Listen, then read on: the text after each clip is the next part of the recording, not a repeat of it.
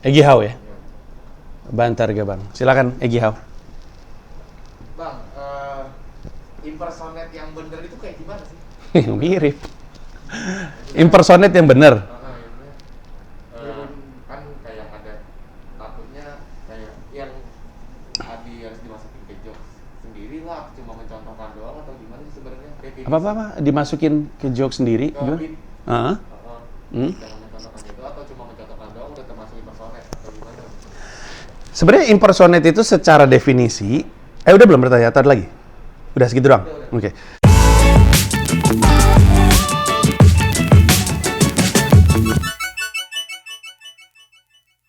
Impersonate itu kan secara definisi itu hanya mencoba meniru seseorang. Udah gitu doang. Mau itu berdiri sendiri, kayak Jim Carrey. Jim Carrey tuh kalau lagi manggung dulu ya, dulu zaman-zamannya dia masih sering-seringnya manggung di comedy store.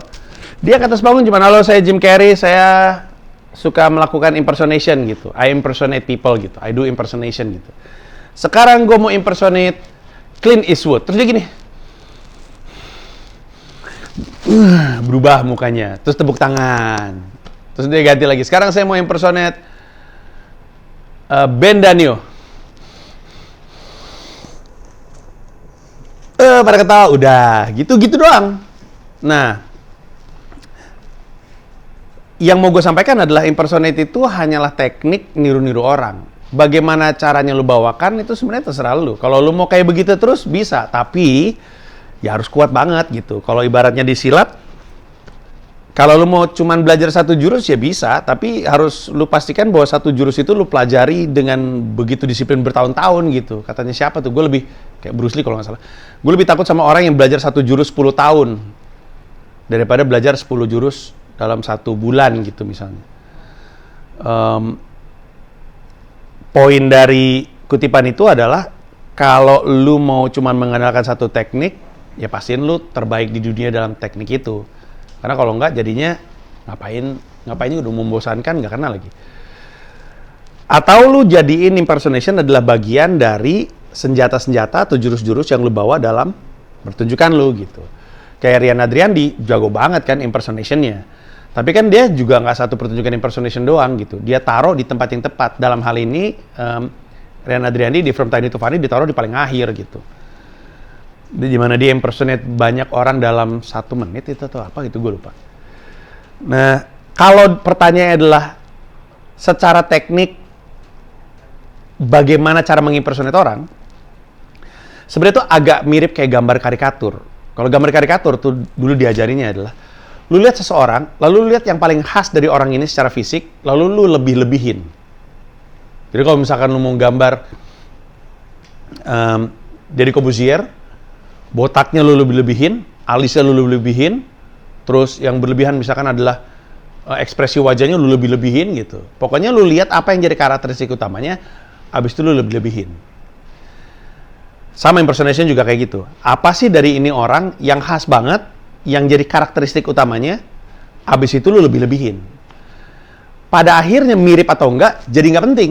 Kadang-kadang nggak mirip juga lucu. Karena kita tahu siapa yang dia maksud. Tapi itu kuncinya tuh. Kita mesti tahu siapa yang dia maksud. Untuk bisa merasakan itu lucu. Karena kalau misalnya lu impersonate seseorang, kita nggak ngerti itu siapa, ya jadi nggak lucu. Makanya, sepanjang kita stand up, salah satu kelucuan sering terjadi dari itu tadi adalah impersonation paling buruk dari seseorang, tapi jadi lucu kan? Karena dia nemu karakteristiknya dan dieksploitasi di atas panggung. Kendati pun nggak mirip. Jadi hanya butuh untuk tahu ini orang karakteristik. Makin banyak karakteristik dari ini orang yang lu temukan dan lu eksploitasi di atas panggung, makin jelas bahwa kita lagi ngomongin orang yang sama. Lu dan penonton sama-sama mikirin orang yang sama. Tapi kalau misalnya cuma satu hal gitu, kayak misalkan ya kalau Ben Danio kan dia impersonate si Next Carlos hanya butuh topi untuk jadi mirip kan. Karena cabinya mirip, rasnya mirip. Makanya waktu dia pakai topi udah cukup untuk membuat orang tepuk tangan gitu. Karena karakteristiknya kebetulan udah ada di dia, tambahin satu jadi gitu. Nah, sisanya ketika melakukan impersonation mesti mikir apakah kita berhasil menemukan karakteristik orang ini sebanyak mungkin untuk kita exploit. Pertanyaan selanjutnya soal impersonation itu biasanya gini, siapa yang sebaiknya di-impersonate? Sebenarnya bisa siapapun, tapi makin lucu kalau kita kenal. Kalau misalkan lu mau nge-impersonate orang yang masyarakat nggak kenal, orang ini mesti aneh banget untuk bisa jadi bahan tertawaan. Karena relatability-nya kurang. Stand up kan gitu ya, stand up kan masalah apakah yang nonton satu referensi dengan gua. Kayak kalau gue impersonate Ben Danio di depan lu pada, kena karena kita satu referensi. Gue impersonate Ben Danio di corporate geek, nggak ada yang tahu di mana lucunya gitu. Dan gesturnya kan nggak aneh-aneh banget, orang cuma begini, ya kan? Beda kalau misalkan waktu gue impersonate guru gue yang namanya Agus Dewa. Di mana ya gue? Gue bahas itu di mana ya? Gue lupa deh. Mana gue lupa di special gue yang mana. Orangnya emang aneh, Mas Aki Bangsaku. Orangnya emang aneh kan. Emang kalau ngomong tuh kayak begini gitu. Emang orangnya tuh aneh gitu. Sehingga ketika kita bawakan ke atas panggung, karakteristik unik yang dia punya, yang cuman kita doang yang tahu, tetap menghasilkan tawa karena emang aneh karakteristiknya gitu. Cara ngomongnya ditambah dengan cara dia bergerak, cara dia ngegampar, jadinya lebih kena gitu. Tapi kalau misalkan lu mau impersonate, orang tua lu masih ada nggak sih? Masih, Bang. Nah, misalkan impersonate nyokap lu gitu ya, kita nggak kenal itu siapa, walaupun lu akurat, nggak jadi apa-apa gitu. Dan apakah sah atau tidak sebagai impersonation? Ya tentu sah. Tapi maksud gue jadi nggak ada dampaknya gitu. Padahal kan kalau lu manggung cuma 3 menit, harapannya apapun yang lakukan kan ujung-ujungnya tawa gitu. Jadi kalau ditanya bagaimana cara melakukannya, tadi gue udah bahas. Bagaimana digunakannya di dalam sebuah pertunjukan juga bebas. Di dalam cerita dimasukin boleh. Lu masuk langsung impersonate tanpa konteks juga boleh.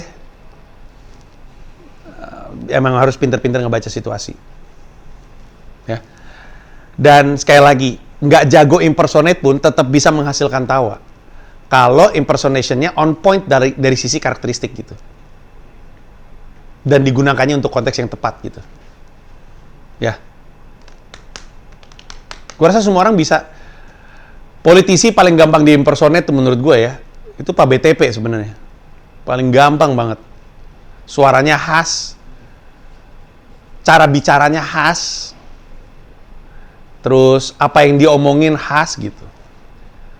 Lu impersonate Luhut Binsar Panjaitan, walaupun nama Luhut Binsar Panjaitannya gede gitu misalnya, tapi nggak gitu unik kan, nggak punya karakteristik yang unik gitu.